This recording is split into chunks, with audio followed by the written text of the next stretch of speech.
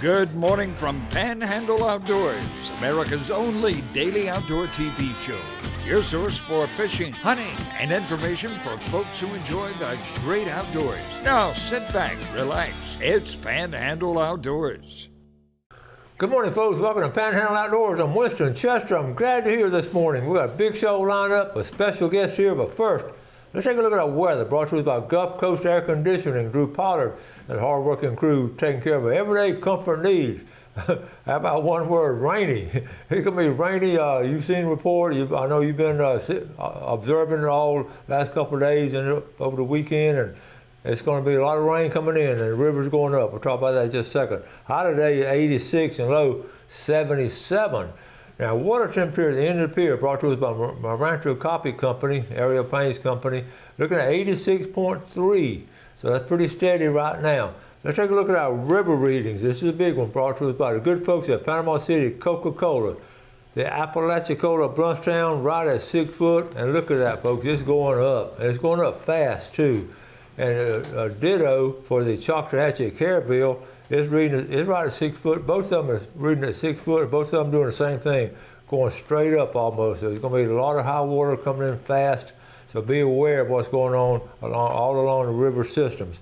Tide chart brought to us by Kent Forest Lawn. Good strong tide today. We have a high tide at 7:03 this morning. That's perfect. It's going to be going out to about 6:35 tonight. You're going to have to sort of dodge in and out of the rainstorms, but you know we're getting a lot of rain. Just be aware of it, not just on the water, but on the highways too. Drive a lot more careful than you normally do. Looking at the wind direction, how about southwest at 10 to 15? All right, we're going to take a break. Come back with our special guest. Okay, welcome back, folks, and welcome our guest this morning. This is Robert Blackman. Good morning. Good morning. From Washington County. Listen, yesterday was the 235th birthday of the U.S. Coast Guard, and what better way to celebrate than have a Coast Guard veteran come in and talk about it. So, Robert, he's from Washington County, and he's got a great story, and you know how we feel about the Coast Guard, all the good things. Look at this picture here. This is right here. Check this out. We're going to go ahead and observe it. This was yesterday. 1790, they started the Coast Guard. That's before most of y'all were born. But what a great organization. So, Robert, we're just glad to have you. Drove down from Washington County this morning and all the rain and everything, but glad to have you. I'm glad to be here. Okay, glad so to be here. Tell us your story, okay? Well, I graduated from Vernon High School. But, okay, go way back to Fort Myers. We'll go back even further. Okay. Back in 1978, my parents, they moved from Fort Myers up here to Bonifay. They purchased a home, and that's where our residence. Why'd they move up here? It's too crowded and too many people. 1978. Does that tell you something? Long time ago. Go ahead, buddy. Long time ago. But it was so expensive down there, and that was back in the 70s. Yeah. And the violence and the gun activity and whatnot, just robberies and murders, and it wasn't a safe place to be. So you moved up here and then started going to school up here and graduated from Vernon. Correct. Vernon High School. Correct. And then what you do? After Vernon, I was already sworn in on the delayed entry program for the Army. Okay. And I graduated, and then I went into the Army. I did my 4 years in the Army, and then I got out and raised my right hand to the Coast Guard for 20 years. How about that? Wow, what made you decide to do that? You said you had a friend that was talking to you, or what happened? Yeah, well, I had a lifelong friend that I tried to talk him into going into the Army, and he tried to talk me into going into the Coast Guard. And neither one of us gave, and that's the way it worked out. My friend, Bobby Bergen, he went into the Coast Guard, and I went into the Army. Okay, and then when you got out of the Army, you went straight back into service in the Coast Guard. Correct. All right. Correct. A good story there. I guess you spent 20 years with them. Correct. And I know I've got some great pictures, but I know you were stationed all over the place and all. I know you had all kinds of trips and everything. So tell us about your Coast Guard career. Okay. Whenever I first come into the Coast Guard, I was stationed on the Cutter Dependable here in Panama City, 210-foot Coast Guard cutter, and it was awesome. We got drug busts and drug seizures and drug busts and drug seizures, and trying to keep the bad stuff off of our streets and out of our country. Well, you know, that Coast Guard cutter is dependable. It's just legendary because I thought when I first heard about it years ago, I said, what a cool name for a ship to be dependable. And it was Coast Guard. So I started following it, and I run into guys that were serving on it, and it was always something. They were always doing good stuff. Correct. It had been home ported here in Panama City since 1969. And they had just started to build the Navy base where it was ported there on Alligator Bayou. And it had been there for many years, and then they brought in the smaller Coast Guard cutters. Yeah. And they could do the job, but I don't think they did as good a job. No. It would be hard to be that dependable because, you know, they were constantly doing stuff. Like I say, it was drug bust, and sometimes fishermen were getting in trouble and saving people. And yep, our primary goal for the Coast Guard is search and rescue and law enforcement. And we did a bunch of everything. Yeah, that we did. Well, you know, I was trying to do some research last night on the history of the Coast Guard. We all know 235 years old now. That's really something. And I saw this. It started here. There are little statistics on it. 1790. Okay, Alexander Hamilton started it August 4, 1790, and it became a marine inspection and all. But anyway, in 1948, it proclaimed as Coast Guard Day, urging everybody to observe it. But the law enforcement, in the early years, I was reading some of the stories about it. What happened? All the boats were coming in and just bringing in all kind of stuff. So that we had to have some kind of boats to guard our coast. Correct. And so Alexander Hamilton, it was a revenue cutters. Revenue cutters. And so you remember anything? I know you don't remember, but the stories y'all heard. Well, you had a lot of folks that were bringing in illegal alcohol. That was a big deal. And that's pretty much where the revenue come in from. And many days and revenuers. And it just growed from there. And the Coast Guard, it just kept getting bigger and bigger and more ships, and they were doing the job that the Navy was set out to do, and they did it well. Yeah, and the Navy really had to shoot guns and everything. They didn't really have time, and the Coast Guard just took over that. And it was early day moonshiners, what they were. They were coming in, a lot of them were coming from Cuba and different places from islands, bringing in alcohol, and there were no taxes on it, and our country couldn't run without some kind of revenue. That's right. And that's exactly what happened. It was really interesting reading the history on it. All right, we're going to take a break, come back.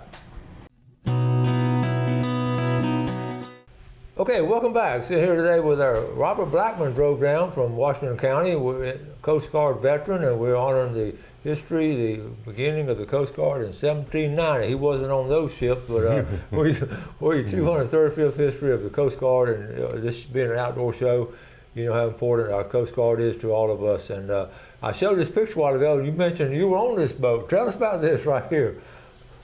Well, it was back in 1998. It was the 50th cruise for the Bark Eagle for the Coast Guard cadets. Okay. And they took the cadets that they were taking. They were just fixing to start their senior year at the Coast Guard Academy. Okay. They had just let out for the summer. Half of them went on the Eagle, and then the other half of the Coast Guard cadets, they got dispersed throughout the Coast Guard on other Coast Guard cutters, learning navigation, law enforcement, search and rescue are the primary objective for the Coast Guard. And they turned out some very good officers. So y'all left from where? New London, Connecticut. Home of the Coast Guard, okay. And then, so how long did it take? Y'all went to England? We took us 28 days under sail, and we pulled into Plymouth, England. Wow, that's just reversal. Have that you came across here in the early years of our country. And how many days? It's 28 days. What kind of power do y'all have on board? All we had, well, they had at the time, they had the reverse osmosis going. Mm-hmm. That's where they make fresh water 1 molecule at a time. Wow. And then we had the generator online, supplying power. Wow. But other than that, the whole time we were under sail. Wow, what a great learning experience for those young guys and girls. That was good. Yeah, the Coast Guard cadets, they would get out in the middle of the day, right at 12 noon or so, and they would shoot angles off of the sun, off the horizon, and navigating. Yeah. And they did a fine job. Now that's old school right there. I love that. I love that. Yes, they did a fine job. That is so cool. And of course, here it is right here, just another emblem of the Coast Guard, one of the boats here, 1790, and a little more modern right here. Yes. A little more modern here. So, okay, so I asked you to send me some outdoor pictures because you love the outdoors too, and we're going to talk about outdoors and the Coast Guard, how it all blends together. But let's jump into some outdoor pictures now. Robert, tell us about this. Okay. Coyotes. Yeah, that was a coyote one of them that I had got to call in a while back. And out where we live there in Washington County, we have a lot of farmers, and they're ranchers, and they get the baby calves, they get the baby deer. They do. Bunnies, you name it. If it can be eaten, that coyote dog is going to go after it. And they'll get little dogs too. I know we lost one time to a coyote. It just makes you sick. And so, predator control. Yes, they got to be kept in check. Yeah. All right, let's go. Who is this guy right here? That'd be me. Okay, younger Robert. Okay, so yes. Where are you now? I was stationed out in Winchester Bay, Oregon. Oregon, okay. Yes, that was my first blacktail buck that I had ever harvested. He was a 9-point, and he was a nice animal. Wow. Now, how big, out there, how big do those deer get out there? Those I know big deer here is 180 pounds. 200, 225, 250. I mean, it all depends upon the nutrition that they consume, just like our whitetail here. Yeah, you've been outdoorsman and been stationed all these different places. I know every time you got stationed somewhere, I know you were looking for outdoor things to do, right? Oh, yes. I would have done the same thing. So you're in Oregon, so there's a chance to go hunting up there. I know you had some great fishing opportunities too in different places. Absolutely. I put you on the spot. What are some of your favorite fishing spots around the world? Right here at home is probably my most favorite. Okay. And then Louisiana. Louisiana, yes. I mean, that's a fishing industry down there like you can't imagine. It is unreal having fish out there. The seafood is awesome. Yeah. How long were we out in Louisiana? Well, let's see here. I was stationed on the Coast Guard cutter White Holly there in New Orleans from 92 to 95. Mm-hmm. And then I got transferred from there from 95 to 98. In Mobile, Alabama, I was on the cutter White Pine. Okay. It's 133-foot buoy tender, both of them were. And then I went from there to back to New Orleans to the Integrated Support Command. Okay. There at New Orleans. And then I got transferred up to Yorktown, Virginia. Okay. I was a welding instructor for damage control youngsters that were trying to get rated for their job for the Coast Guard. Okay. But I taught them welding. I taught them well. Oh, wow. I taught them well. So I bet you did. And while you were in Louisiana, though, you got to partake of some really good fishing and really good eating, too, didn't you? Absolutely. Absolutely. What a special place. Absolutely. When you're talking about your teaching damage control, how would you go about that? Was it? Well, the damage control, it falls under firefighting. Mm-hmm. If your boat is sinking, taking on water, pumping out your boat, trying to keep it afloat. Okay. That's your main goal. If it's on fire, you want to get the fire extinguished. If it's flooding, taking on water, you don't want to sink. See, those things people take for granted. There's actually a process you go through and have the correct way to do it. Most people are just going to be panicking all of it. What a great career to do something like teach people something like that. But for the damage control rating, it went from carpentry, masonry, welding, CBR, chemical, biological, which we don't never want to see that day. Yeah, I know. We don't want to see that day ever. But carpentry, it was like a jack of all trades, but not a master of any. I understand. So what a cool thing to do, how important that is. All right, we're going to take our final break. We'll be right back with Robert. Okay, welcome back. Glad you're with us this morning. Got a show with Robert Blackman, Coast Guard veteran, and we're honoring the 235th anniversary of the beginning of the Coast Guard. United States Coast Guard is such a valuable asset to the United States of America, and we appreciate, I know a lot of y'all veterans out there. We have a lot of veterans in the whole viewing area of all services, but we appreciate all your veterans.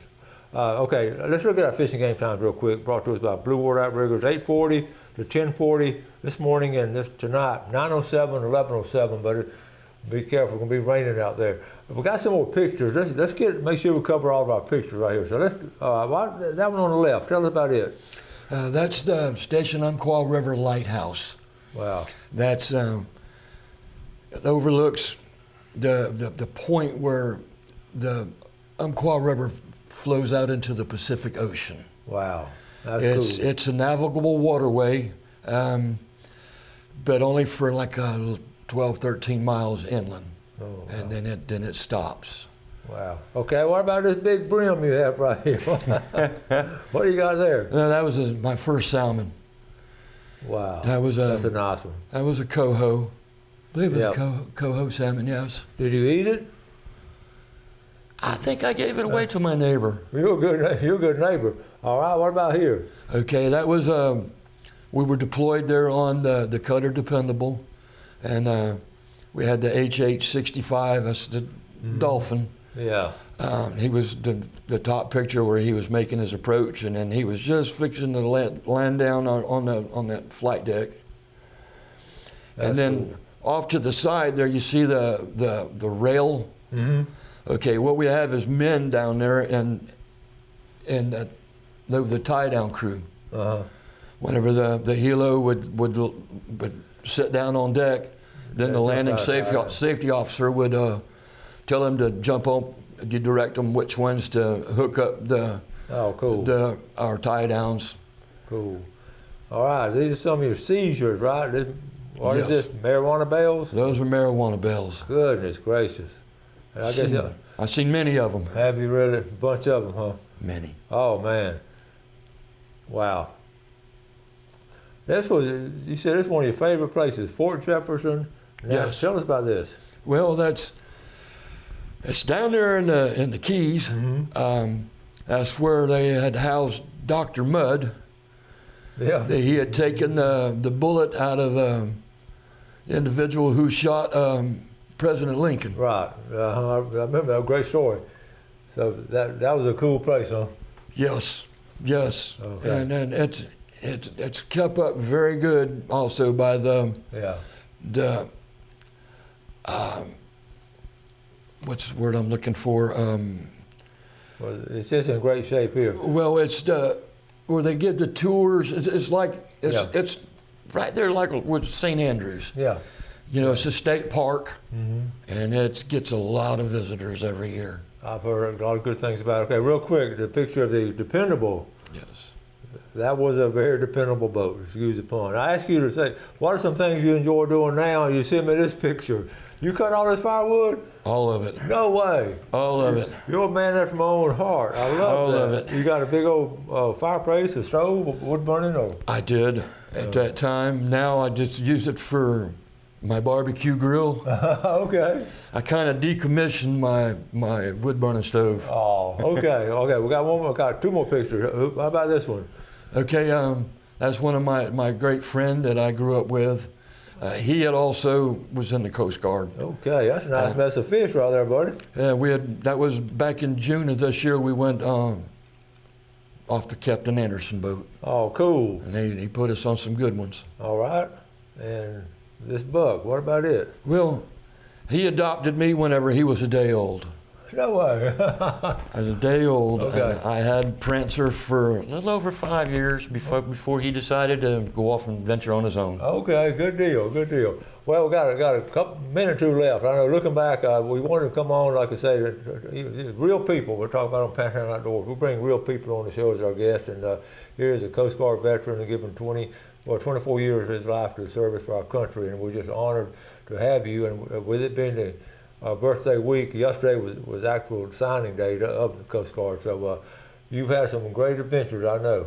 I have. And I know the biggest thing you did was you were telling me earlier about. But real quick, talk about fires. You saw so many fires on ships. Well, we had come across other vessels that were on fire.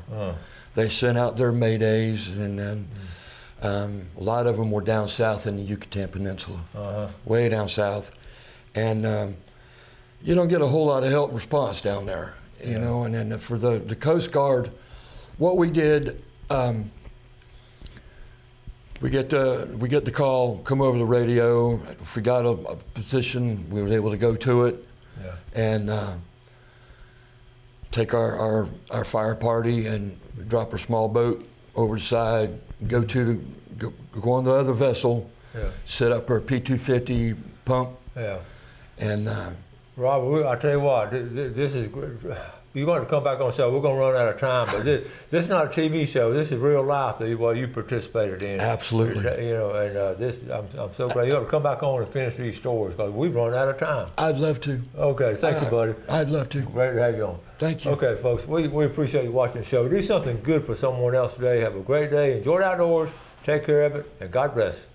Thanks for watching America's only daily outdoor TV show, Panhandle Outdoors with Winston Chester, featuring hunting, fishing, and other activities and information to help you enjoy the great outdoors. Join us next time for Panhandle Outdoors.